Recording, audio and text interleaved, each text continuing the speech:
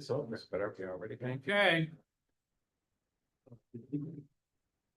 All right, let me call the Legislative Rules and Governmental Operations Committee to order. And first item is approval of the minutes of the prior committee meeting, October 30th, 2025. Is there a motion to bring that to the floor? Motion made by Supervisor Conover, Supervisor Wild seconded. Any comments, thoughts? Seeing none, I'll put it to a vote. All those in favor of the minutes as submitted, please signify by saying aye. Aye. Any nays? Okay, minutes are approved. And privilege of the floor. Seeing none, let's go to the action agenda items for the legislative agenda. And the reason why we're going to that first is DA Carasone has an event at 9:30, and I want to make sure he gets there and so forth. So, pending items, no action items, by the way, but a discussion item. The county attorney informed there was an existing state law prohibiting the sale of nitrous oxide for the recreational purposes under Public Health Law, Section 3380, paragraph 5, which includes penalties. It was also noted that the punishment for use was prevented due to the inability of laboratories to test for nitrous oxide.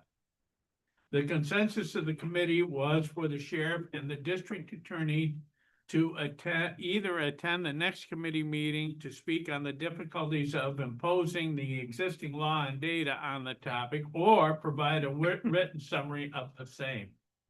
But if you've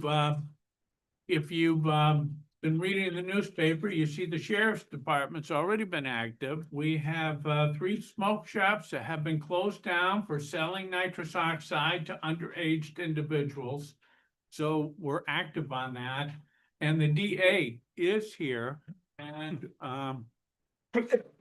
would you like to speak to that at the podium, please? Or at the table? Well, good morning. First of all, thank you for inviting me up. It's interesting. The undersheriff Terry Cuomo and I and the sheriff have been talking about this and meeting with the county attorney Larry Ellman. I think the genesis of this came from a mother who came before you, and it's a very sad situation because we're seeing it repeated. Not just with nitrous oxide, but obviously other substances. And I will share that I get a weekly report, basically that's mapping overdose. And thankfully not every overdose anymore is a death, but many are. And that's not nitrous oxide specific, but this is now something else coming to the forefront as an issue that's terribly concerning. I will share that probably our most serious criminal cases that we get relate to vehicular deaths where someone is under the influence of, sometimes it's alcohol, sometimes it's various drugs or combinations thereof. There has been a strong push legislatively to try to get something that I would call a catch-all for intoxication that has failed every single time it's been pushed for, I'm going to guess, almost the last 20 years. So if I'm talking about death, initially when I started in this job, it was frequently you would see it coming from vehicular crimes, people under the influence causing death of others or themselves. Certainly now we're seeing, especially in years past, we saw just huge increase in overdose deaths. And now nitrous oxide has come in as another thing that's causing that. I will say that since this has sort of come to the surface and gotten some more attention, we've looked at the laws. I've talked to multiple people about it. And I started looking at criminal cases. We do have some cases, even a few beyond the most recent ones that you just mentioned. And they are, because of the advent of body camera, it's quite disturbing to see what's happening. And we, not going into specifics on a case, there was an incident where a grown man was in possession of a nitrous oxide container, apparently, it's what it appeared to be. And he was openly consuming it while talking to the police. And they were trying to get this item from him. And when they finally did kind of pull it from him, he resisted and ripped it back, allegedly. And the body cam kind of speaks for itself. We have another case pending that precedes what we're talking about, where again, it's a grown, these aren't underage, these examples. So in each of the cases we have, there's actually more serious crimes attached to them, unrelated to that, but maybe behavior connected. And so we're able to prosecute those successfully. I'll let Terry, I don't want to take Terry's role in this because he and I have spoken. So what I would say is, as a legislative committee, oftentimes something that's effective is to suggest change to the state to improve the ability to prosecute things. I know it doesn't always work, and I know it doesn't happen overnight, but getting statewide laws is extremely valuable. And as a prosecutor, we're required to prove the element of every crime. And sometimes it's your mens rea, so the mental state. Was there an intent? In some of these, if you look at the statute, intent may play a role. What did someone intend? And I really think that what the focus, from what I'm seeing, at least in hearing from this committee, is the concern is the actual company or business that's doing the selling, maybe less so than the perhaps young person at the forefront that's been hired and maybe actually does the selling. Now, what we're seeing currently are some people, the young person at the front of the business, that are getting charged. But Terry will probably talk to you more about the implications that occurred for the business that were way more impactful than arresting a young person who sold something. Because as you know, we do and the police have been doing underage alcohol purchases for years and years and years, and the person that making the sale gets charged. It's whoever's behind the register that maybe should have asked for an ID and failed to do so. In these investigations that the sheriff has conducted, other agencies stepped in, and there were actual real consequences to the business that you'd like to think might have some impacts. So we have active prosecutions right now. I can't tell you how they're going to turn out. I have to say, I'm ethically obligated to say, those accused are presumed innocent until they've had a trial or pled guilty. So that's the stage that we're at. But I'm seeing this. I think the concern is legitimate, and we're seeing in our community evidence that it's out there.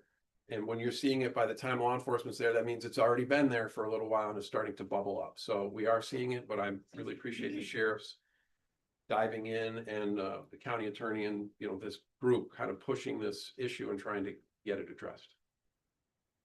Oh, thank you, DA Karason, and we do want to make sure you get to your grand jury event. Questions from the committee? Yes, Supervisor Driscoll. Jason, thank you very much. In our paperwork, it says that the inability of laboratories to test for nitrous oxide is one of the things that is kind of like the roadblock. We send individuals for mental health evaluations to the western part of the state. Are there no laboratories in the 6 New England states, throughout New York State, New Jersey, that could be accessed? I don't know. So what I can tell you is the state police lab, which is the one that we use that will do the work without expense to the county, doesn't do it for like a container to find out what's inside the container. We often go to another lab, which is based out of Pennsylvania. We pay. And so when we're choosing to go to that lab, we're usually very selective, and it's in our more serious felony crimes. Right. They also do not do it. And so that's a pretty major lab. I haven't polled every lab, like maybe there is a lab that does. Some of the labs will test in a more forensic way. So if you were getting tissue samples in say a homicide case, they would be able to test the tissue samples. The NMS would do that testing, but not to identify an object. Now, I'm not saying that is a preclusion. It's a concern for sure. As you know, we have a very robust defense bar here, and they're gonna strongly defend their people. And this is not something that's been heavily tested in the courts. So it's not that I can pull up tons of precedent and say, oh, well, here's how this has gone. alcohol isn't always laboratory tested, but it's such a familiar item that most anyone can identify it. And a police officer could say, yeah, I recognize this. This is alcohol. The odor of alcohol, it was in containers. Perhaps there's an argument there on nitrous oxide as well. It's not tested. It's certainly not something that you just, this is rock solid one way or the other. Thanks. Any questions for DA Carusone? Okay, well, thank you, and Thank you. off to your grand jury hearing. Thank you. Appreciate All that. right, thank you. We also have Deputy Sheriff Terry Como with us. Sheriff Como. Good morning and thank you very much. The sheriff's office received several communications from many people in this room, and we spoke of nitrous oxide and it's what's happening in the communities.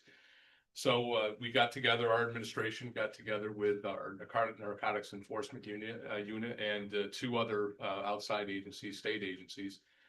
We put our heads together and we decided our best way to go would be to similar to an alcohol type sting operation. We did the same thing with nitrous oxide. We visited 5 stores in Queensbury in October. This took a little time to put together. A lot of the state agencies were, you know, you're not going to have anything. We when they say no to us, we just kind of go forward and see what we can do. So we visited 5 stores in the town of Queensbury, and we made 2 arrests as of today. We're waiting on a 3rd arrest, but we were able to buy nitrous oxide under the age of 21, flavored cannabis, or I'm sorry, cannabis to persons under 21 and flavored vapes to persons under 21. So once we bought the nitrous oxide, we went back into the store with another UC undercover, so to speak, and they were able to purchase from those stores. At that point, the Department of Health and the Bureau of Cannabis Management were very interested, and they came up with us. We put together a case good enough so Judge Mueller was able to sign it's an access, what's called an access warrant, not a search warrant. And we went in with them, with the Office of Cannabis Management, and that's where the teeth is right now. So they were able to, they weren't able to confiscate, but they were able to count, and they can fine, and they lock the doors on the businesses, as you said. So we were happy about that. It's a start, it's a progression, and we'll keep going with it, much as I want to thank you for that effort. I think it's going to make a difference. Not as much as we would like, but I think it's going to make a difference. So I want to thank you. It is difficult. You can go to a different county, or you can go right on Amazon. Yeah, We purchased from Amazon. We purchased from a couple of other companies, and they've asked for IDs. So we've tried the internet as well. So. questions for Deputy Sheriff Como from the committee?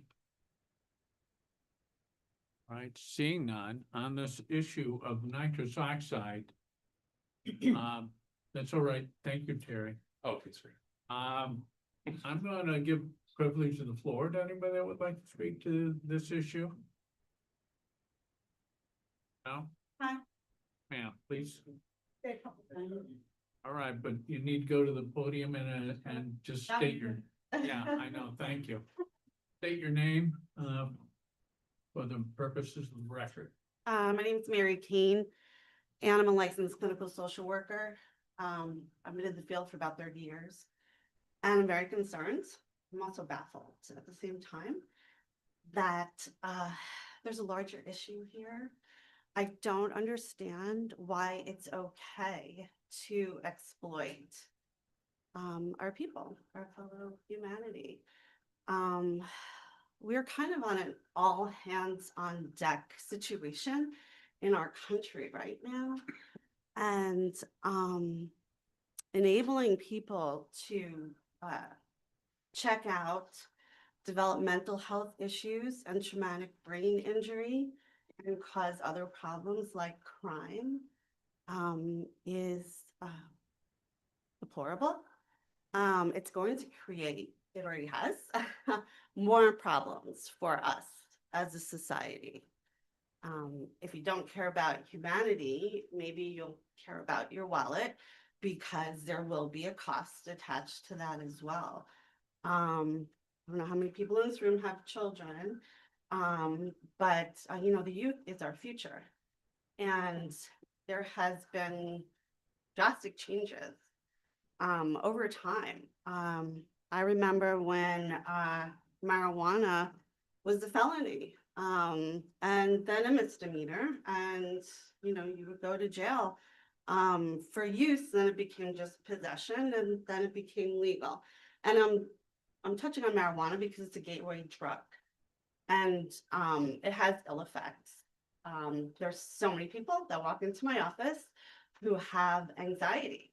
And the first question I ask them, is there any substance use? And then a large percentage tell me they smoke marijuana. It causes anxiety, it's hallucinogen, it's a mind-altering drug. It also causes paranoia, and it's being manufactured in labs, so there's higher rates of THC, and that's the dangerous component. Plus it has toxins, the same tars as nicotine, which causes lung cancer, and I could go on. But I think we want to promote a society of folks that can be productive members of our society and benefit this country. I personally don't want to have to be watching my back as I walk around the park across from the Queensberry Hotel, because there's kind of homeless people that apparently live there, and a large percentage of them are using substances. There's shelters, but they don't want the shelters because you can't use in the shelters. And so why are we making it easy for folks to do this? It's not a health benefit, it's a detriment. And if the larger picture is that we're trying to escape from anxiety or trauma or whatever the case may be, get help, get resources. I'm one right here, but there's a ton of resources.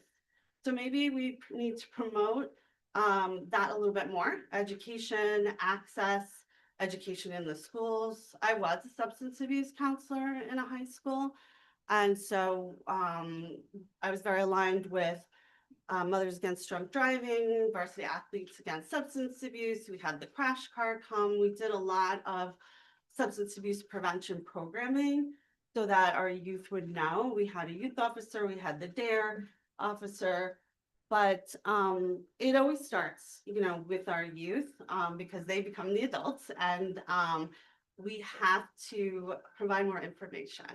These substances cause traumatic brain injury that will include schizophrenia, a paranoid schizophrenia, not to mention the fatality of it all. And so if we care about our families, our children, our neighbors, our society, ourselves, let's try to do something about it. It's not okay on any level. It's not okay. So, and I have years of experience to back up what I'm saying in substance abuse treatment programs, private practice, group practices, hospital settings, behavioral health settings and primary care, doctor's offices, through hospital systems. I have it all, and I can tell you 110%, it's not okay. Let's not do this on any level. Thank you. Well, thank you. Treasurer Norton, did you have your hand up? Okay. Well, thank you very much. Yes. Hi.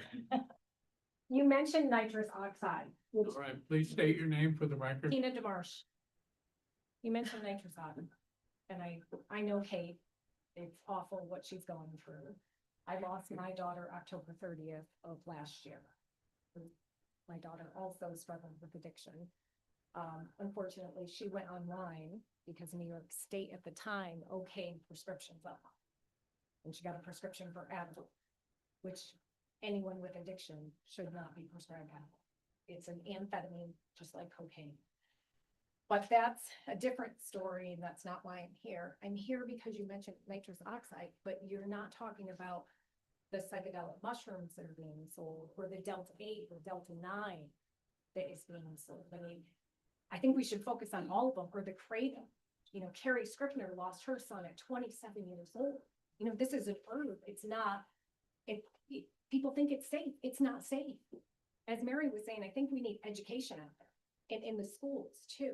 And I do appreciate everything that you're doing, but we need to, as Jason said, take it to a state level. How do you do that? Because trust me, I have emailed. You speak to the committee rather than a particular individual. Well, I was directing, I know, but I'm speaking to everybody. Okay. So taking it to a state level, we need your help, everyone in this room, because I have sent out over 200 emails.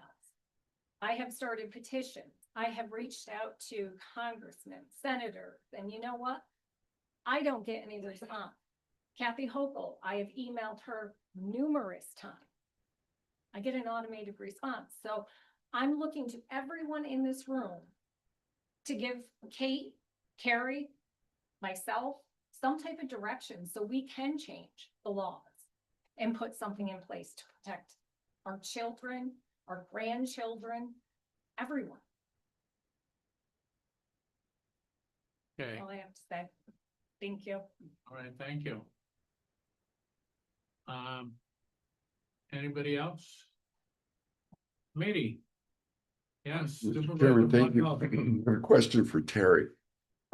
Terry, are we seeing any spike in the issues with the sheriff's department, with cannabis, with nitrous, with all this other stuff? Are there any trends that we're seeing going forward where this is just starting to spike, or is it a gradual trend up? Well, I think when Mr. Ignazio died, his mother took the bull by the horn, so to speak. And all of a sudden, there's nitrous in just about every store that you can shop at. Walmart, it doesn't preclude, I wouldn't say it's anything new. Whether it's a spike or not, that's a different, I don't know what some folks are using larger, more expensive canisters, flavored nitrous oxide. They're still using what was whippets. That's actually the same thing. So I don't think there's any spike, so to speak. The things we do see it in certain parts of the county, but this is scratching the surface on these purchases. So, but that we know that they're selling in several stores, not just the smoke shops. Thank you, Terry. Does it come in a can saying nitrous oxide? I mean, I'm sorry, It's okay. It's it comes in a can. It's to flavor whipped cream, really. And that's what we're seeing. As we do these, you can buy in a smoke shop a flavored can, large can of nitrous oxide to flavor whipped cream. But that's not what folks are using it for. okay. You can buy the little small cartridges. We purchased through the sheriff's office. We purchased several different sizes, several different flavors, and from online and from other stores. And if you're over 21, you're allowed to purchase that? Yes, sir. Okay, You can buy whipped cream at 17 or 16. okay, so it's in whipped cream. All right, I don't know how to solve this one. All right, well, thank you. Any other thoughts, comments from committee members? If I may, rather than ending on that note, I wanted to thank Ashley Spalding, who works at the Baywood Clinic, for following up with me after last month's meeting. She did provide me through information she got from the counselors at the clinic, a number of different substances. And my office is still in the process of trying to come up with, really, it's a two-step approach. One, what are some novel ideas that we at the county may have available to us? And then the second, more important part is, are any of those novel ideas something that can be actionable and enforceable in Warren County going forward? we'll have a chance December and January between the next round of committee meetings to hopefully come to a better position and understanding in the county, between the county departments on that. And if there's an ability to make a recommendation to this committee next year, we certainly will. All right, so, what you're suggesting is that the county counsel's office will look into the matter and report back to the committee in January?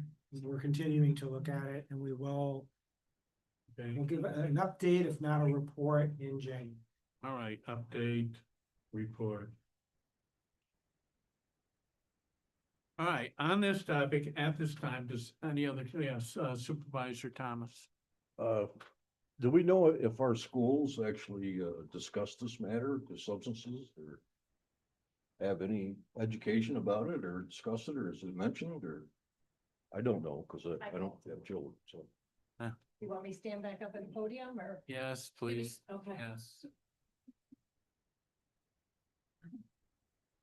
Tina DeMarsh, Ashley Spalding and I made some phone calls. And as of right now, Glens Falls City School just signed on with Baywood Center for education on this topic and other topics for a 2-year program. Hudson Falls does not, Queensbury does not have anything in place. Lake George, I never heard back. But the only one currently that we know of is Glens Falls City School District. I can respond as well. I actually can't comment on this area. I'm from Westchester County. But I could tell you in Westchester County, they have student assistance services. That's what it's called. And I was a substance abuse counselor and I was in a high school. And they have a strong presence in most all the school districts, and not just high schools, at the middle school level also in Westchester County. So that would be great if this area could also embrace Yeah. something like that. Well, that Yeah. seems like the place to start. I mean, you know. if Well, schools are schools not- in the public in general. You know, I if they're mean- not mentioning it, then. Yeah, let's not limit it to the schools. The schools certainly should be educating on this and other substances that are harmful to themselves and everybody around them. Right. Um, We already pay plenty of money to the school Yeah. systems. yeah, It ought to be a priority for them, I would think. But, you know, the way society is, it ought to be a priority. all right, well, this conversation that we've been having has made it to the papers. I think there's greater public awareness of this topic. I'm not saying it's enough. I'm saying it's a start. And as a matter of fact, I'll be in the Queensbury school systems talking about affordable housing today. I will bring up if they are in fact educating on these toxic substances like nitrous oxide and see if they can't do more today. Just a quick comment, Yeah, Chairman. Supervisor Driscoll. Once we get our own county house in order, I would encourage us to reach out to the Tri-County region, the Adirondack Park region, and really all of upstate New York, especially to build a coalition. I think there's strength in numbers, and it's just not an issue here in Warren County, especially if you can drive 4 miles over to Hudson Falls and pick something up, or the other side of the bridge and South Glens Falls and pick something up. Yeah. Yeah, good suggestion. Supervisor Mayday? Just a question for the undersheriff. Is there a program such as SAD anymore or anything like that? I know we have the school resource officers that kind of communicate, but They have communication with students, but there's no official program. There's no DARE program anymore. It's employed by anybody in the county. right. I know of school-wise. Okay, Supervisor Wild? Mr. Chairman, thank you. When I was asking Terry about the trends, I think if we're gonna go to the state to try to get some changes to the legislation, we're gonna need some data on deaths, on violence, on driving. Hopefully, we can find a way to get that data so we could demonstrate it. Yeah, I agree. I reached out to, Tim Murphy, our coroner. And I asked him if he could give us some data, and he said to reach out to New York State Health Department, which I emailed, and they didn't give me any data. But I did have a conversation with Tim, and I asked him if he saw an increase in deaths due to kratom, gas station drugs, nitrous, and he said yes. It was a huge increase, so maybe if you could start with our coroners, maybe they would be more freely speaking with you. There's 4 of them in our area. That might be a good resource, or maybe if someone reached out to New York State from this board, they might be more successful. Okay, thank you. Okay. Okay, nitrous oxide, very important topic. Trying to do something about it. We're gonna continue this discussion into January. The county council's office is going to give us a report, an update, if you will, on the topic, and we will continue discussing it. Before I move on, is there any last minute discussion? Okay. Let's move on to the next item for discussion, pending item. With regard to sex offenders not being required to register for short-term rental, the county administrator will research if other counties in New York had adopted a resolution encouraging the state legislature to change state law under the corrections law regarding registration and notification of sex offenders. See the attached. Comes out of NAGSAC in 2022.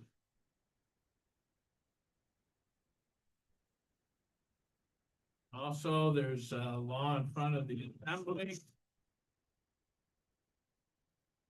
dealing with sex offenders. Any committee discussion on this or other? Okay. Thank you, Chair. Okay, you have a copy of, A 3179. That is still in committee. It did not make it through the legislature this last session. NISAC will encourage them to move on this bill and also a companion bill S-155 in the Senate that does the same thing. For research for what counties have done, it's kind of across the map. I mean, different counties have had different resolutions over the past number of years, as have towns. None of them specifically focused on exactly what this legislation is doing in the legislature. And basically, you can read the first, it's aimed at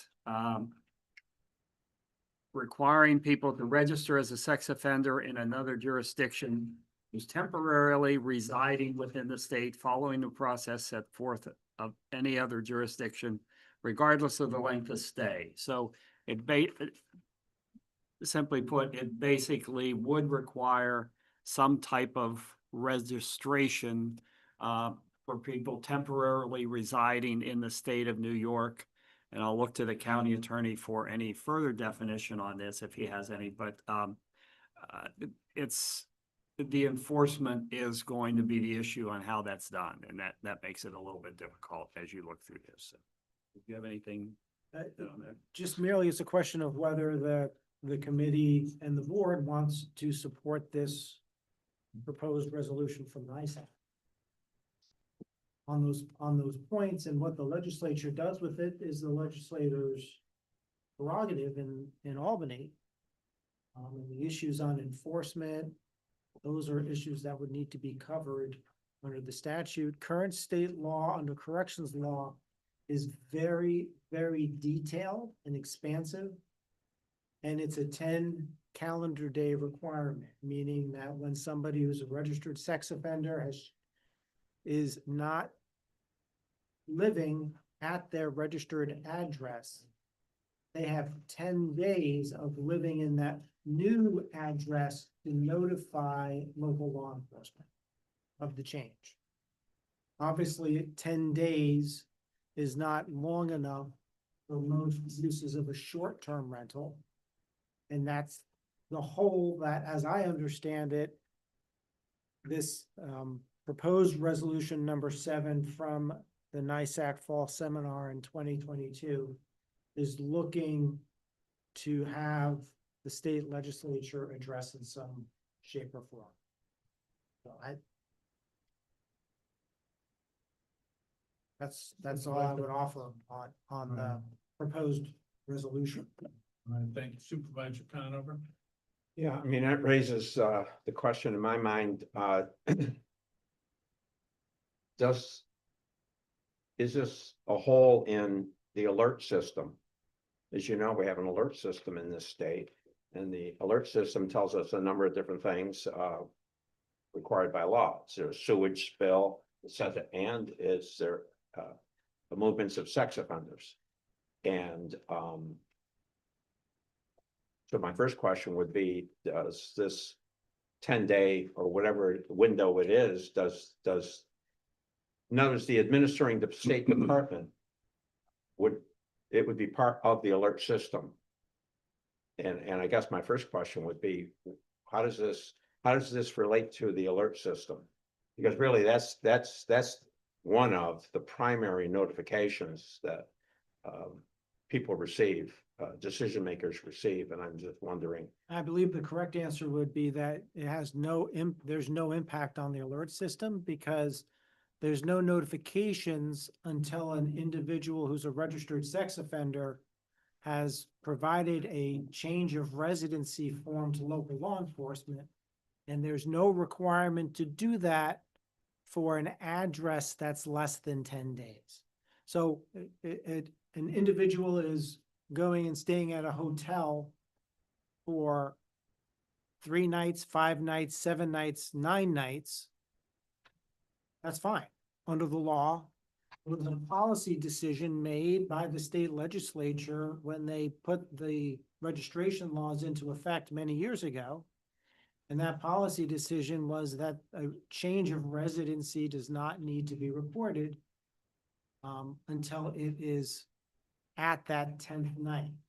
Now, it doesn't mean they can report it on the 11th because they've now violated, but they have up to 10 days to report the change of residency, which in effect and practical application means 9 nights is not enough to violate their registration requirements. And the county, through the sheriff's office, has had cases of enforcing that 10-day non-registration requirement in the past. So it's not about getting noticed right now for a 2, 3, anything less than 10 nights, consecutive nights. Because there's no requirement to report less than 10 nights in a location other than that individual's residence. So the alert system wouldn't pick up on that. Then no, but the NISAC resolution, 2022 resolution, has 11 whereases giving good reasons for the resolve. And the resolve says, the New York State Association of Counties encourages the governor, and that could be Warren County, encourages the governor and state legislature to enact legislation that would, and then they have the following: require any registered sex offender who is staying at short-term rentals in a residential neighborhood to inform the STR host, owner, and or managing company 48 hours before arriving on the premise. The STR host, owner, or managing company should be required to inform local police as well as any neighbor within 1,000 feet of that STR.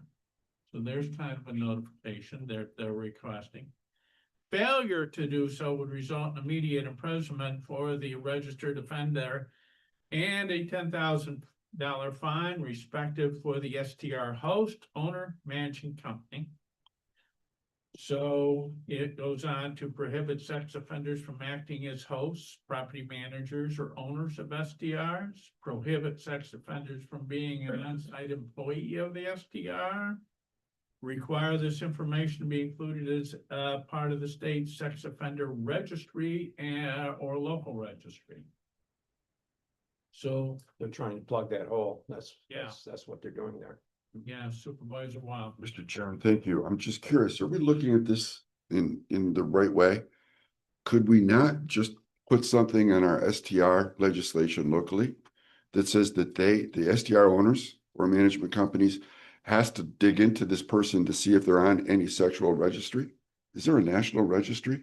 Larry, No, I can't give the particulars on whether there's a national registry or not. I know that the state of New York maintains a registry and that the laws that govern sex offenders are state laws. And there's probably some federal laws, but primarily I think we're involved and engaged with state laws for individuals who are registered as a sex offender under state law. I looked at this issue maybe a couple of years ago. I think the suggestions that are in this proposed resolution, I don't want to advocate for it, but they seemed to make sense given the concerns that were raised, which were similar to what's in the whereas paragraphs here. And it was probably shortly after the fall seminar that I looked at it in 22. The issue is that state law is so intricate on all the details concerning how we govern sex offenders and registration, that it seemed unlikely that something locally would be enforceable without a change of state law. Which is kind of in the same vein as our prior discussion about nitrous oxide. Meaning the state has created a criminal penalty for not just the use, but the sale of nitrous oxide. But they've made in that law so many exceptions that has made it very difficult to prosecute criminally individuals under that nitrous oxide law. Which is the same kind of challenge of doing something locally, given what the state has done, which is why for both of these, while it may not be the quickest path, encouraging the state to look at these issues and take some further clarifying action or further action would be the way to address the issues in both of those cases. okay, All right. well, it seems reasonable to move forward. Do we have to have a resolution to support this? Well, I mean, we have a resolution, we could customize it to the county. And it also says that copies of this resolution be sent to the counties, New York State encouraging member counties to enact similar resolutions. Just showing, asking the state, which is already involved in doing this, as you know, you have the Assembly 3179 and the Senate 155 proposals would match to try and deal with this issue. But Supervisor Bradshaw. Yeah, Mr. Chair, thank you. I was on this committee at the time. So this is a committee resolution. I don't recall if NISAC passed it as a body. So I would ask the administrator to check with NISAC to see if in fact that happened. Because if it's not, it's just a standing committee that passed it internally. It may not have gone any further. I don't recall. It was almost 4 years ago. So, we'll put this on the January agenda for discussion, and one of the items will be a follow-up to see where NISAC is on this. And perhaps there will be some committee movement in the Assembly and the Senate of New York State's legislature to move on this. So can we leave this on as a discussion item for January? Is that okay with the committee? Okay. All right, so, again, is there a privilege of the floor before we move on to other items on the agenda? All right, seeing none, let's move on. Next, and thank you, all right. All right, let's do the county clerk DMV agenda. And County Clerk Carrie Black and Deputy Linda are here.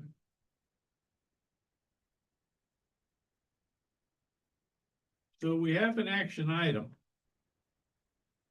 And that is to increase mortgage tax expense retention to $276,758. Now the rationale pursuant to tax law 262, requests for mortgage tax expenses are to be submitted each year. We have calculated the costs associated with the collection and administration of mortgage tax to be $276,758. Tax law requires legislative resolution to accompany the mortgage tax form MT3 to the New York State Department of Taxation and Finance. Ooh, that's pretty expensive administration, but let me open that up to see if County Clerk Black has anything to reinforce To add? this request. Sure. As you probably remember, back in 2024, this board passed a resolution for the county clerk's office to recoup the expenses for mortgage tax recording. Since the office does the collection for all the taxes for basic, local, additional and state. We did a recap that number in 2024 stayed into 2025. So this year they're requesting a new report. You can see the calculations on Schedule A. This is a basic template that county clerks use across all counties throughout our association, and the numbers are what they are. The only thing we didn't apply last year was indirect costs, and that's most of the difference in the allocation. This change will make it so that we receive an extra $14,000 from the state and keeping another $17,000 from CDTA. Okay, questions from the committee? Yes, Supervisor Thomas.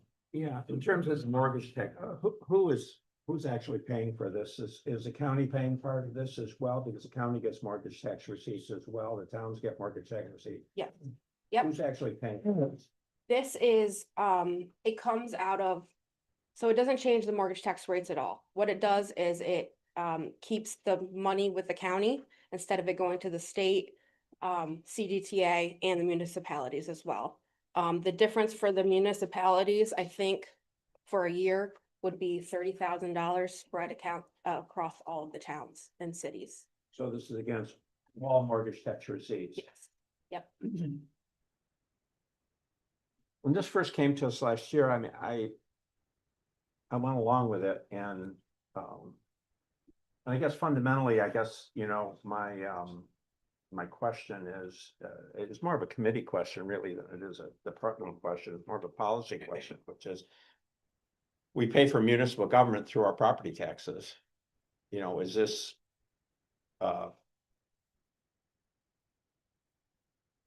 why would we be doing this again as another tax that the municipalities would pay toward the operation of this part of municipal government? Like I say, it's more of a county question than it is a departmental question. I mean, it's general revenue. It's not specific revenue. It's not like OC tax. OC tax is not general revenue. This is general revenue. And so for example, we already pay for the clerk's salary, right? Through our property tax. We all pay our fair share as our assessed value. That's our proportionate share of paying for the salaries in this department. And the way that's calculated is, yeah, we take the departmental expense and less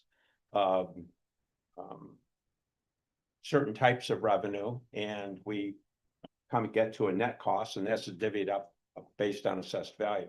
Now we're coming in and we're saying that we want to tax the revenue that is otherwise would fall to, let's say the municipalities, or we want to tax the revenue that would otherwise fall to the county.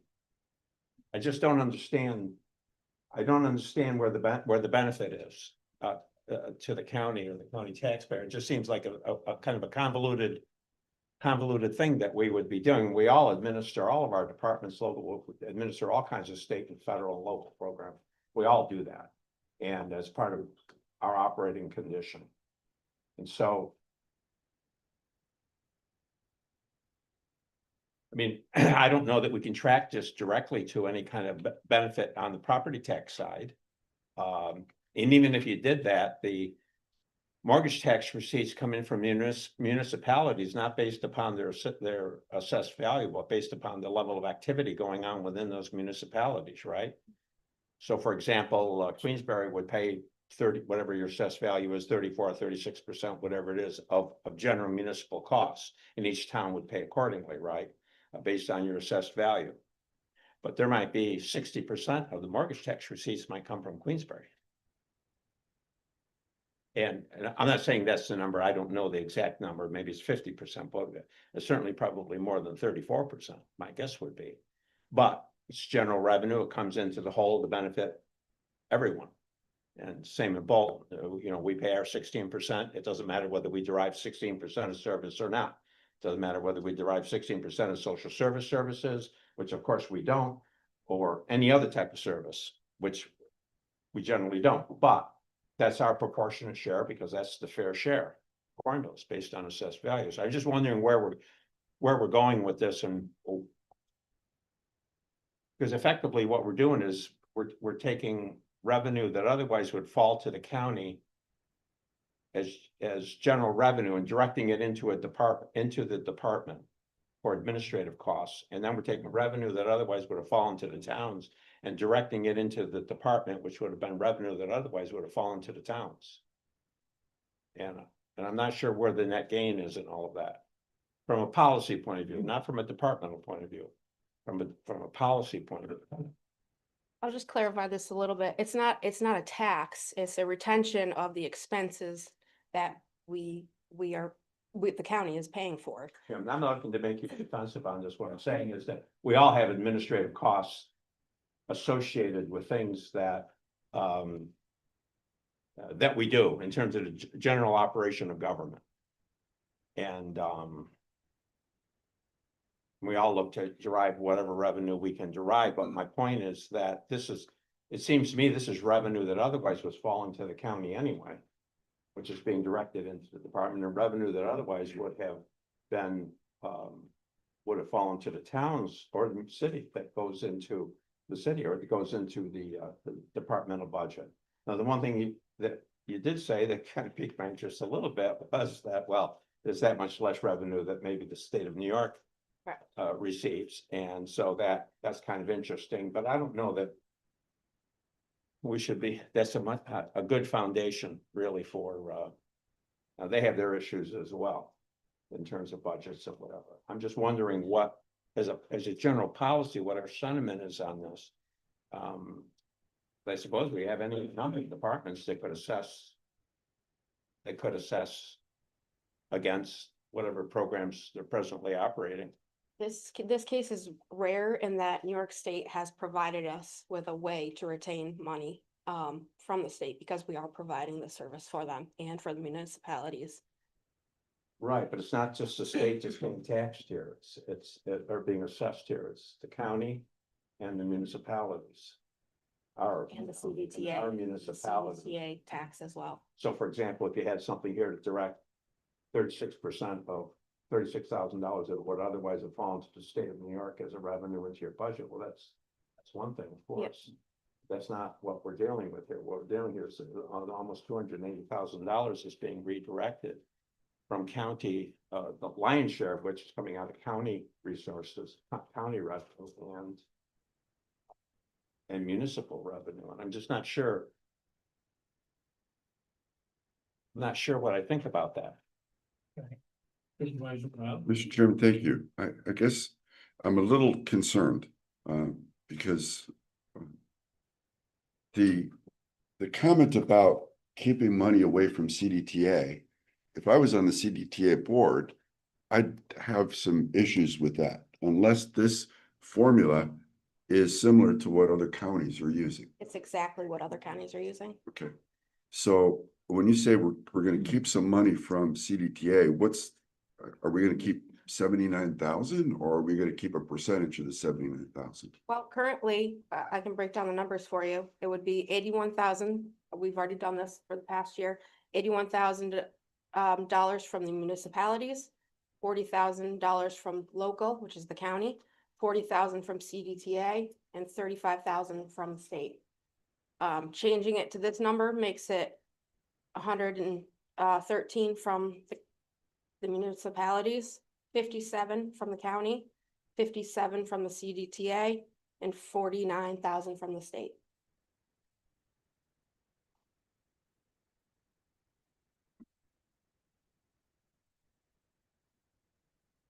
Okay.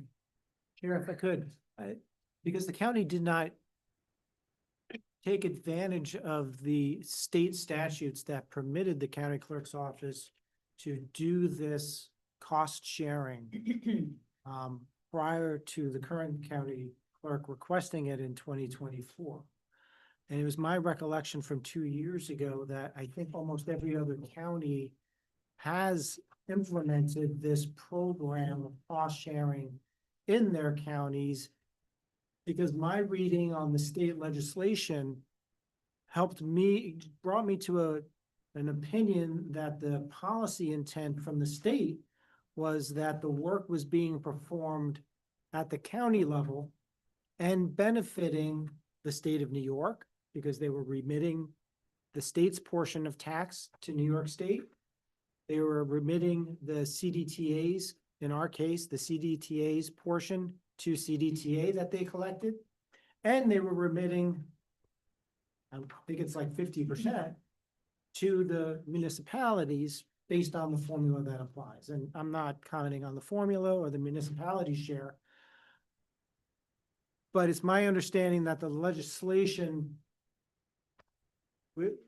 there's so much concern, and rightly so, about unfunded mandates from the state of New York in this county and across the state of New York.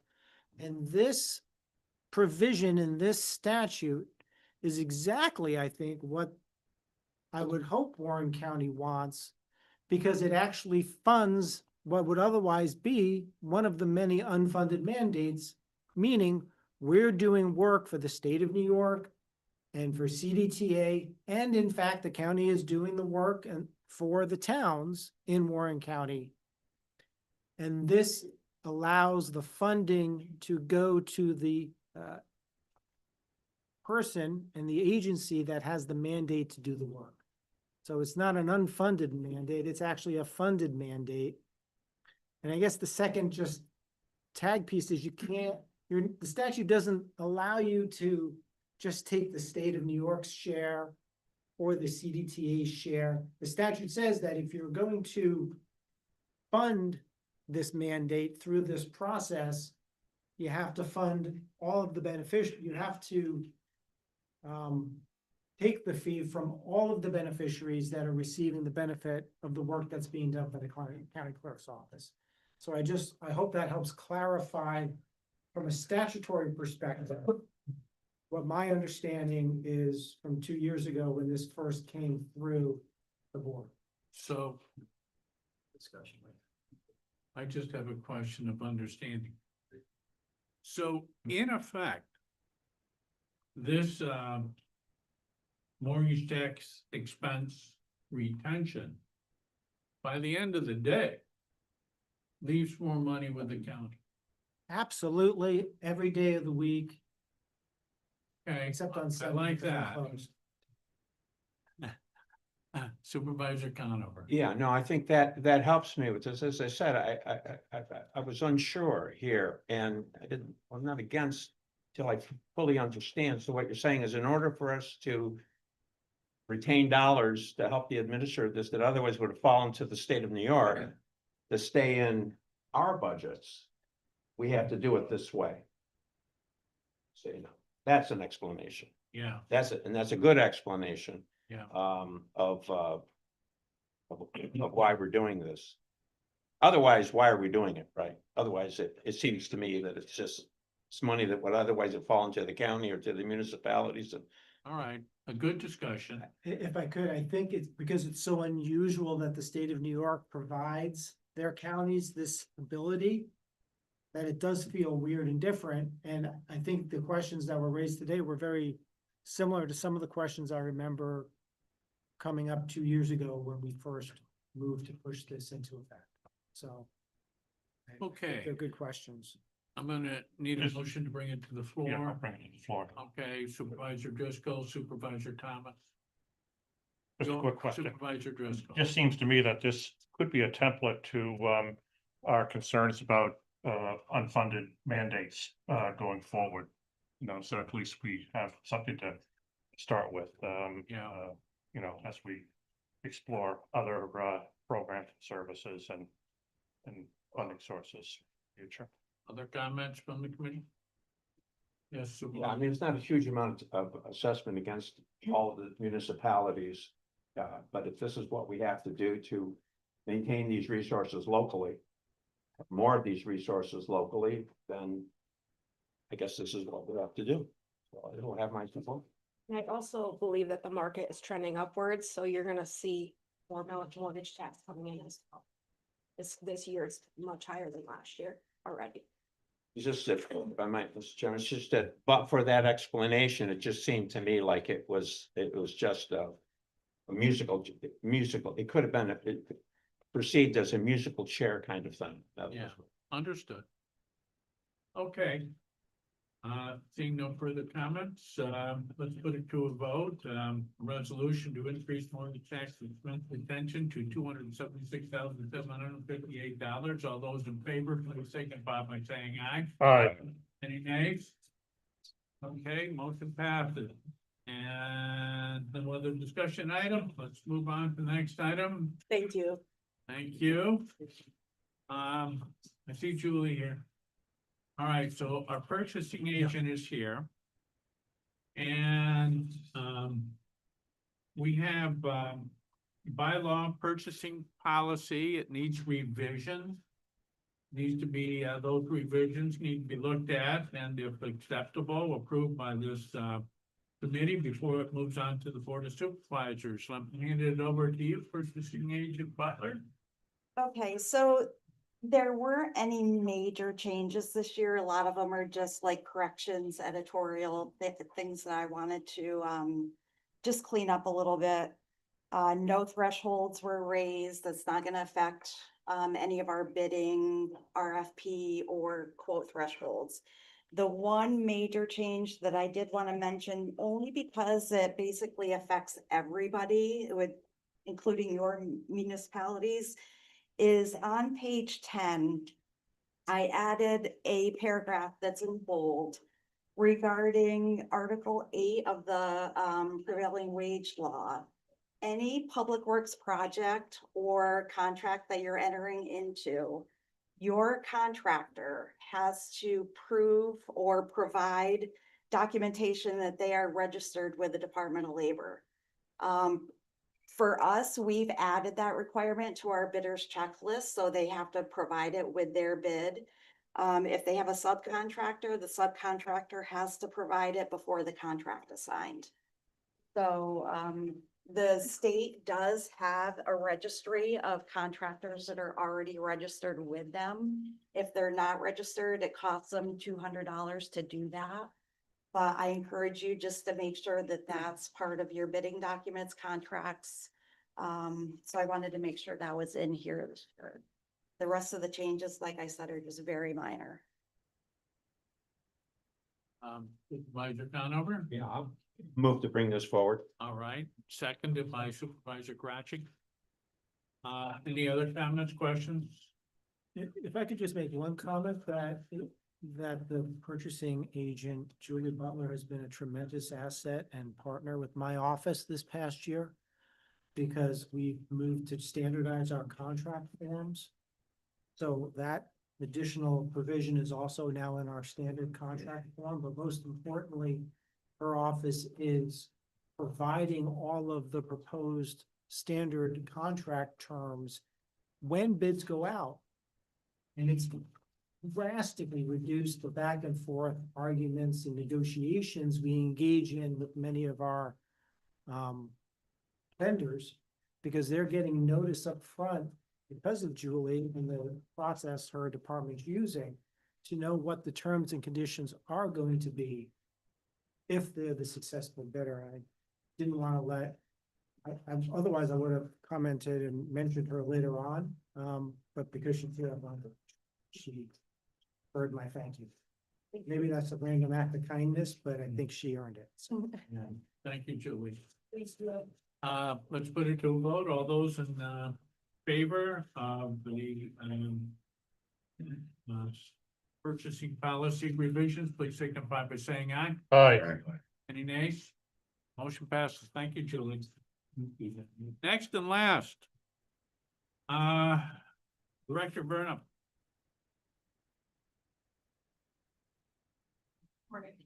Okay, so we have an action item for self-insurance.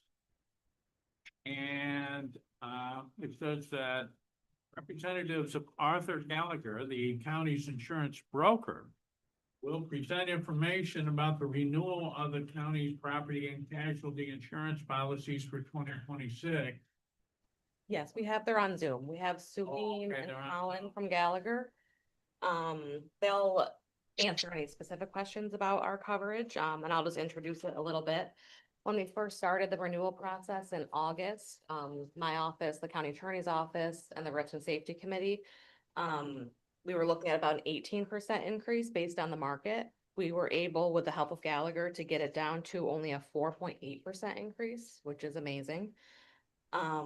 We were able to also renegotiate the Gallagher brokerage fee. We're no longer paying the $34,000, where they're only going to be taking commissions. And a lot of this has to do with the Risk and Safety Committee. I know you guys have probably seen a lot of policies coming through. That has really helped the county be seen as a better risk for this renewal. And I think that's all I have. And I think Suleen and Colin can give more details. Okay. The representatives of Arthur Gallagher, please introduce yourself for the record, and then feel free to give us more information if you wish. Sure. Good morning, everyone. My name is Salim Bartok. I'm the area president for Gallagher. Okay. I think you're muted, Colin.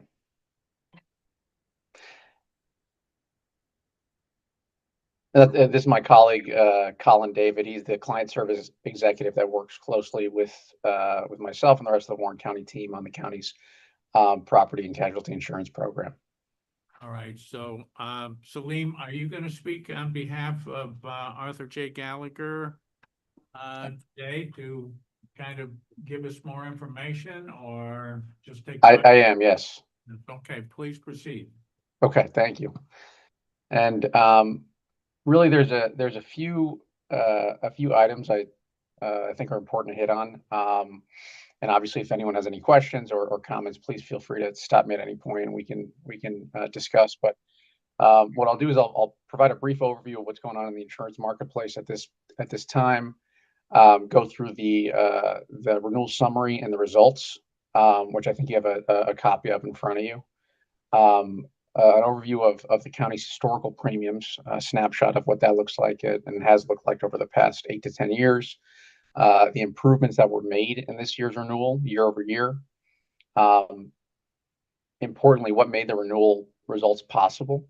And I think Jess pointed out that where we started and where we ended up, there was a big delta between those 2 points. And so what made that possible, we'll cover And then looking ahead to next year, what we're focused on in conjunction with the risk management team in Warren County. So with that, let me share my screen and we'll just go through a couple slides as well as the handouts that you have in front of you already. Okay, can we share screen? Yep, I'll do that now. 1 second.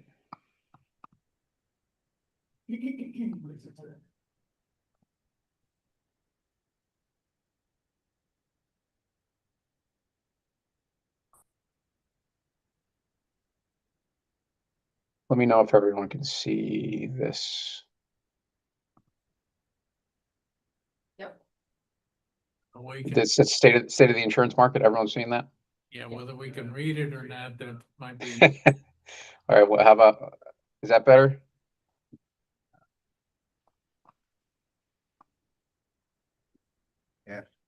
Read it. Yeah, not really. There's too much on one slide, I think. I can always email this out to you at the, when I get. Yeah, and I'll talk through these points anyway.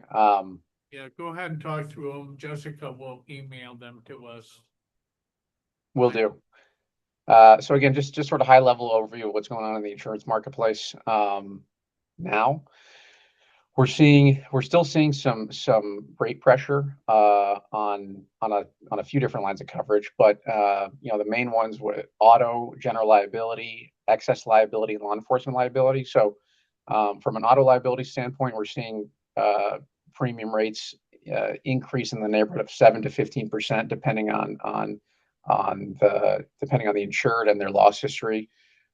General liability, we're seeing for public entities specifically, we're seeing pretty consistently 10 to 15% rate increases. And while that has stabilized a bit over the past year or so, because the past in 2024 and 2023 things were even worse.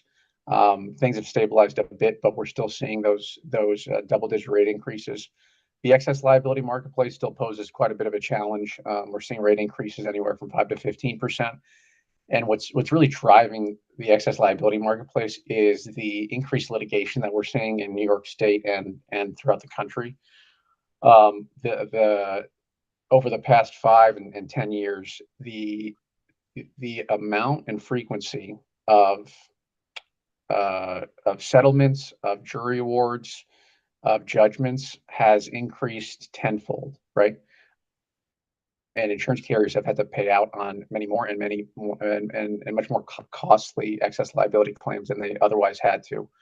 And so we're seeing that materialize in pretty significant rate increases and pricing for excess liability coverage. And then law enforcement liability, again, we're similarly to excess liability, we're seeing increases that range anywhere from 5 to 15%. So I think this is all to say, right?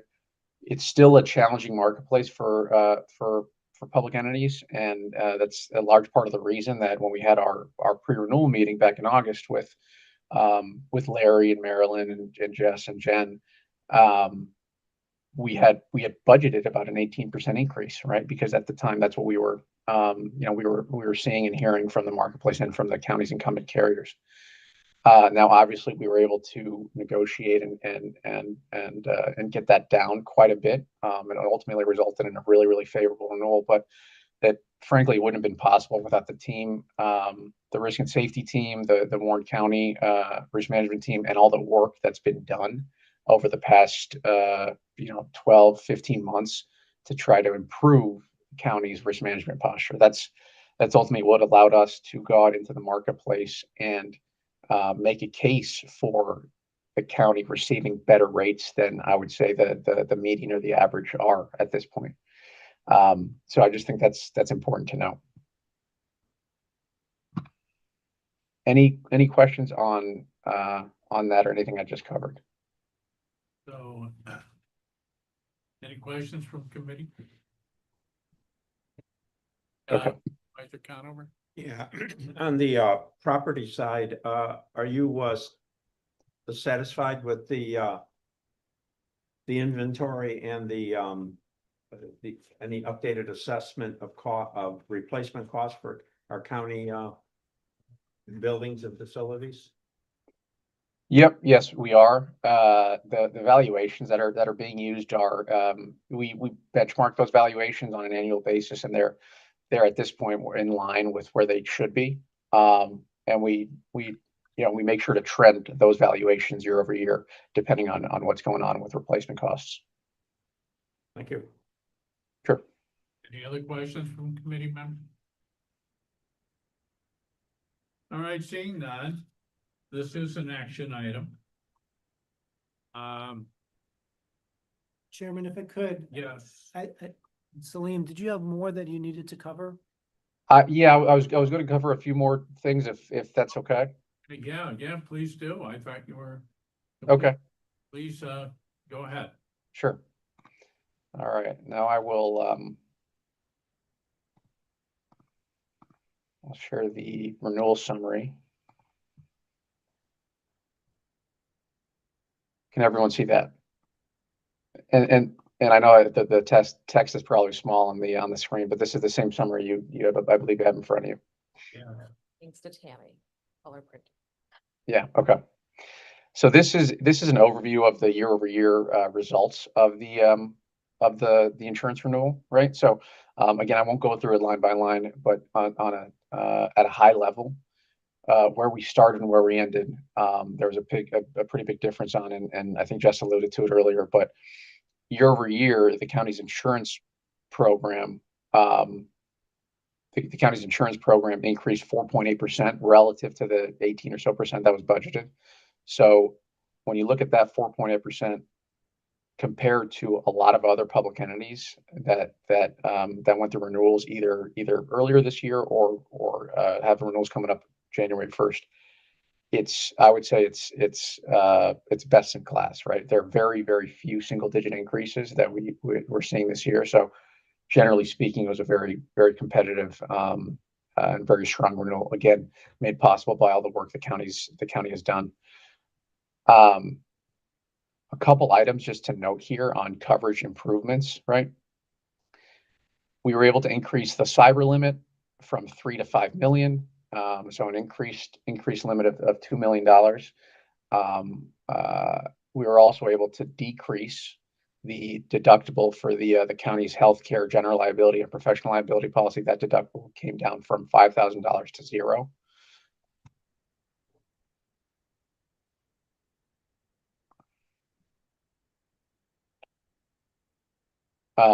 We were also able to have $1 million of technology E&O coverage added and embedded into the county cyber insurance policy, and that coverage is specific for the shared IT services program being offered at the county's municipalities. We increased the total insurable values. There was a question about it just recently for the county's property from 174 million to 184 million. Again, that's sort of trending for valuations.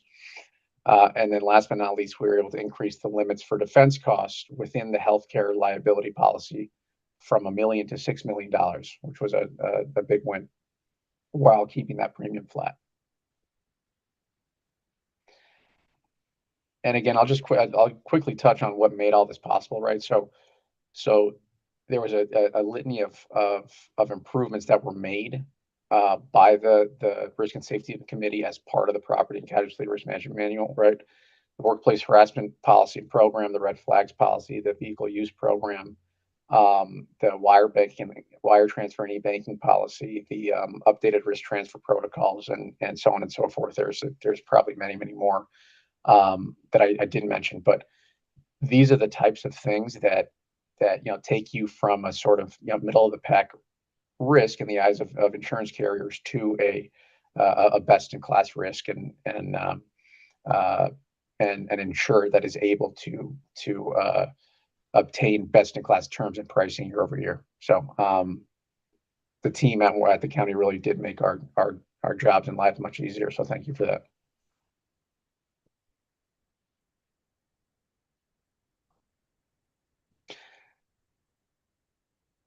And then last but not least, what I'll touch on is just as we look ahead to next year, some of the key initiatives that we're focused on, right? So we're focused on safety trainings, inspections and risk control, and partnering with with the county on implementing those services, both offered by Gallagher and by the county's insurance carriers, primarily Travelers.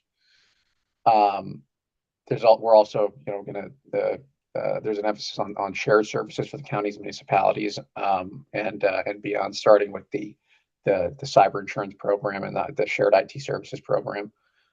And then last but not least, just one thing that I think the committee should think about as we head into next year and as the budget process begins in the second half of next year is we did solicit quotes for excess liability coverage in excess of what the county currently purchases. Currently, the county has $11 million in liability coverage, right? And while that is a considerable amount, given what I alluded to earlier, given the increased cost of settlements, judgments, jury awards, of the verdicts that we're seeing, we feel it's prudent to at least explore the option of an increased limit, going from 11 million to say 16 million. So in doing so this year and exploring that option, we received a quote for an additional $5 million in coverage for $89,000 in premium. So that's just something to put on the county's radar. Whether or not it's in the budget this year is obviously not is something that you all have to determine. But at the very least, now we have an approximate cost for what that might be. And I think it should be considered as we look ahead to next year.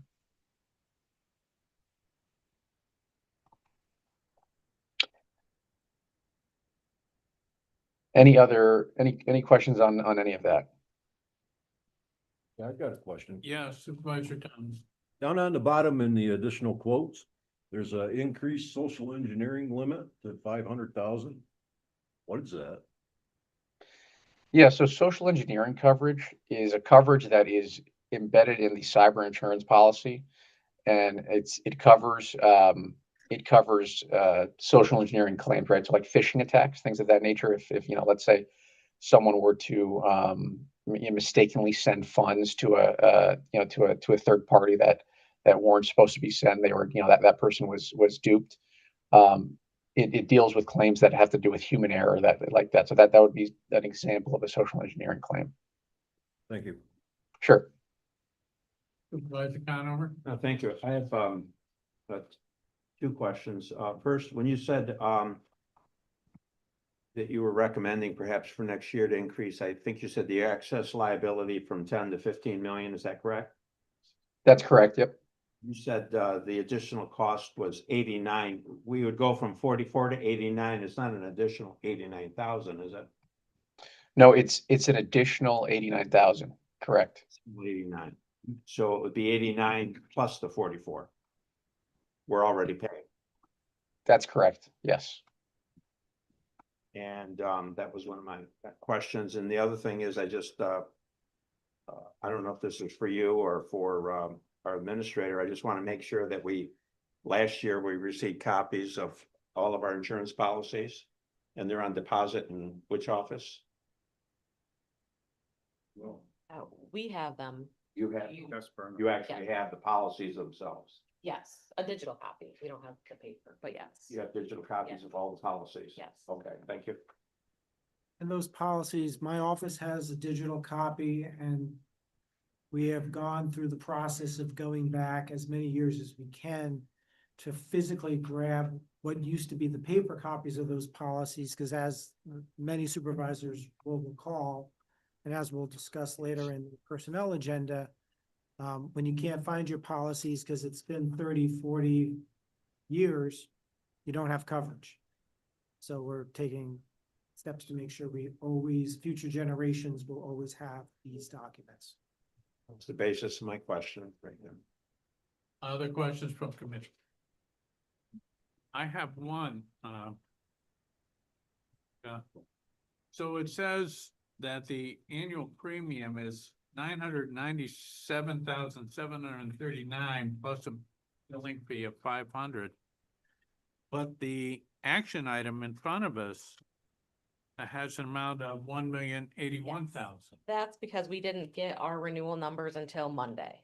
So because it takes time for the carriers to come back with the coverage and the premiums that they can offer us, and I have to get my agenda to you at a certain time, so that's the 18% that we were anticipating. Okay, so it's So actually it's much going, less than that. That's, we told departments to budget 18%, so their bills will be much less than what they budgeted for. so do we need to change that figure to? Well, I think the agenda said it should be no, I put in the no more than, More? yeah, so I think because we came in under, it's okay. Is that okay? And we've done that every other year we've done this, because we Alright, always run into okay. that problem of the timing of it.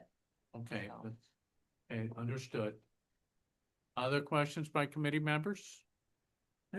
Chair, if there's no other questions, I did have some comments I wanted to make before you move forward with the vote. Yes, please make your comment. I appreciated that. Change is not easy and institutional change is even harder. And I think it's really important for this committee and the supervisors at large to take a step back and really look at the work, not just that our brokers and agents at Gallagher did, Jessica Burnham and Jen Smith at Self Insurance, as well as many, many others who were involved in the Risk and Safety Committee. But this number, this 4.8% increase, I appreciate hearing today for the first time it being referred to as best in class. Because that's the standard that I insisted on and saw the day I was interviewing for this position back in 2021 in the main boardroom, and the vision that I wanted to bring to Warren County of not having this county merely react every time it got lawsuit papers and to be reactive, but to start to be proactive. And 17 months ago, I had the opportunity to start moving this county in a direction of being proactive so that we could get comments from carriers and brokers like best in class for our county's liability. And the key phrase and the key words that have made that happen are words that you don't want to talk about, that aren't very exciting. They're not dinner conversation. And those two words are risk management. And over the last 17 months, we have worked incredibly hard, doubling our workload from our normal workload to do three main things. And each of you have had a front row seat to this now for the past little over a year, 15 months. Because what we've done first is we attacked our policies. We looked at the historical policies that have been renewed and updated and maybe not necessarily reviewed for purposes of risk management and to include in their best practices. This committee, as well as the Personnel Committee, every single month for the past year has seen one or two new policies. The board has approved one or two new policies. And the reason that that happened secondarily was the creation of the Risk and Safety Committee, where department heads, in addition to their regular duties and responsibilities, took time out of their regularly busy schedule to go in incredible detail, line by line, sometimes word by word, to debate and discuss what this policy provision should say and not say.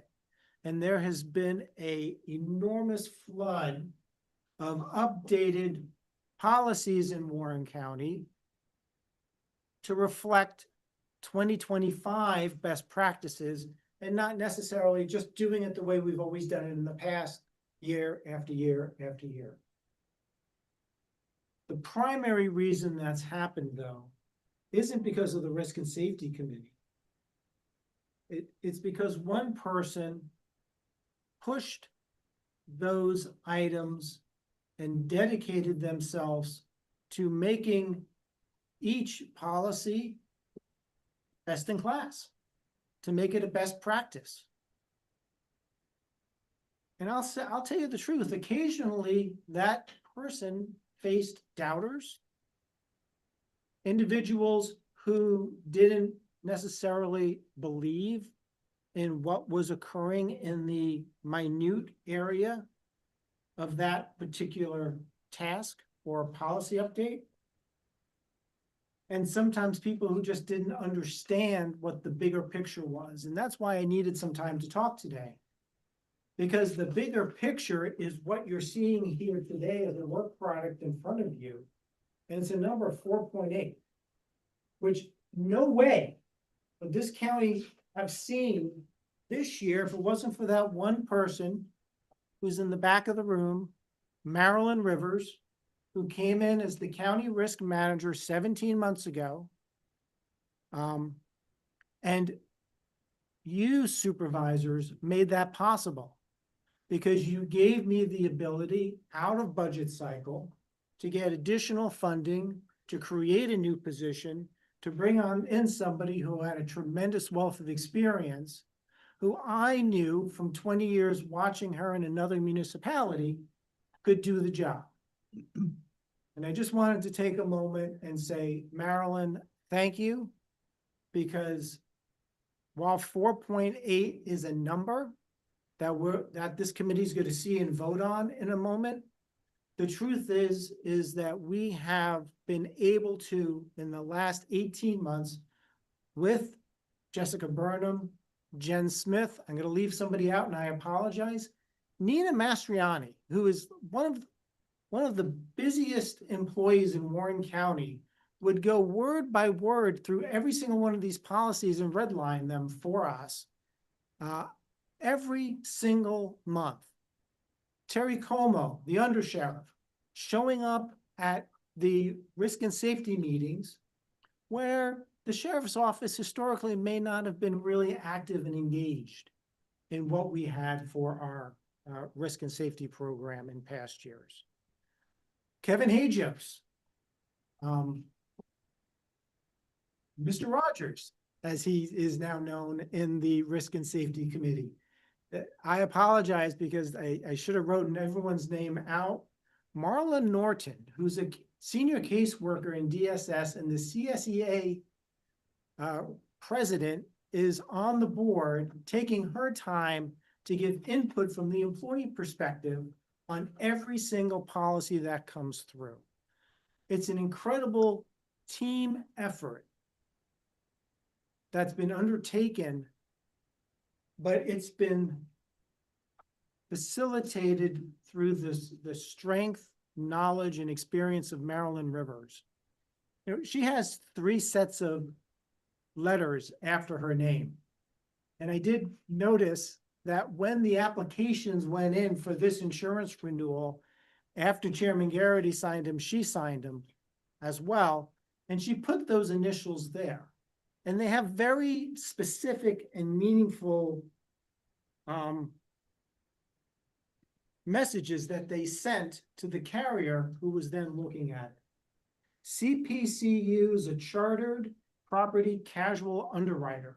The individuals who were looking at that application had the designation of CPCU from Travelers and the other insurance companies.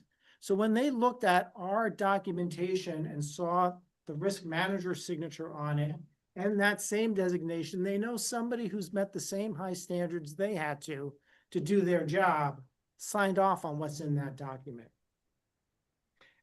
ARM, Associate in Risk Management, is the second. The third is AIC, Associate in Claims. So often we get lost. Those aren't like honorary titles. Those are titles through education, experience, and certification that she carries. And it sends a message. And it's what has qualified her to work with Jackie Figueroa, the Director of Human Resources, in very, very productive, close relationships. Because not only has it been a change in policy, it's been a change in the way we handle a claim. Almost every time that a claim comes in or something, not a claim, when something happens, almost always in 24 hours, the Director of Human Resources and our risk manager are talking about it and putting together the plan of how they're going to conduct interviews and investigation to nip it immediately, rather than what the county used to have to do, which is wait for the lawsuit to come in. So the policy override has been a huge benefit. Second, the supervisors have empowered us to settle claims in-house. You've created an insurance reserve. Thank you, Supervisor Thomas, for giving it special funding in 2026, which is going to allow us to settle claims rather than reporting every single fender bender that happens in Warren County. Now, Celine didn't go through it, but on your sheets where you look at auto liability and auto physical damage, something incredible happened. In a world of increasing rates, where it was a 7 to 15% increase across many policyholders' policies, under auto physical damage, it went down almost $5,000 our premium. How many years do the supervisors remember some comments about the large number of auto claims and auto accidents that our county vehicles suffered? Because I heard it my first few years here. And everybody was kind of like, well, okay, let's see what happens next year. Maybe it'll change. It has changed because each of you have empowered us through a policy rewrite of the county auto use policy by allowing us to settle claims in-house, and our ability to integrate our entire departments, especially the sheriff's office and DPW, into the reporting and settlement process, which is overseen on a day-to-day basis by Marilyn Rivers. What this 4.8 increase represents is a minimal increase without any gimmicks. Not only didn't we give things up, like I believe had happened in years past, when you look at the historical trend, our premiums came down because the county was giving up stuff before I got here. The county has gained a tremendous amount of coverage that you don't necessarily see right away. Right? In addition to $2 million more of coverage in cyber security, in addition to no deductible on health claims, we have something that's called first dollar defense. And we have that now for the first time since I've been here on every single line of our insurance. Before, when we had a claim and it got submitted, we would potentially get bills that we had to pay for the attorney's fees incurred up to our deductible. One person made sure that that changed and that Travelers removed that from every single one of our policies. And that person, again, is sitting in the back of the room, Marilyn Rivers. And we've used that in our employment claims pre-suit to try to address potential lawsuits by getting outside counsel to do the investigation for the county through our insurance carrier, without having to pay for it because we don't get charged attorney's fees for our defense anymore. So there's a tremendous amount of dollars the county is saving that you can't see. That we can see what we budgeted at $1,081,000. You can see what the premium is going to be this year at $998 plus or minus. That's a $93,000 savings for those who want to see a hard cost. And the premium number isn't increased by $34,000 this year because we are in a position where we don't need to pay for those additional services from Gallagher for 2026. Because we have a program that's in place that's working and is going to continue to work into 2026. So I appreciate letting me speak and your patience. I know that this committee is well over time, but it would have been criminal negligence for me not to address what has been occurring countywide and within my office, and note my gratitude to every single one of our employees that have achieved that number of 4.8%. Thank you. All right. Thank you. County Council, comment. Thank you, Director Burnham. Thank you, Arthur Gallagher, Salim and Fallon. And thank you, Risk Manager Marilyn Rivers. And Administrator Kaplan and others that worked so hard to bring this forward to the committee and next to the Board of Supervisors. So, any other comments before we vote? Oh, okay. Motion to bring it to the floor. That was so long ago. Supervisor Wild, seconded by Supervisor Karachi. All right. Now let's bring it to the floor for a vote. All those in favor, please signify by saying aye. Aye. Any nays? All right. Privilege to the floor. Anybody? Motion to adjourn. Motion made by Supervisor Mayday, seconded by Supervisor Wild. All those in favor of adjourning, please signify by saying aye. Aye. Of course.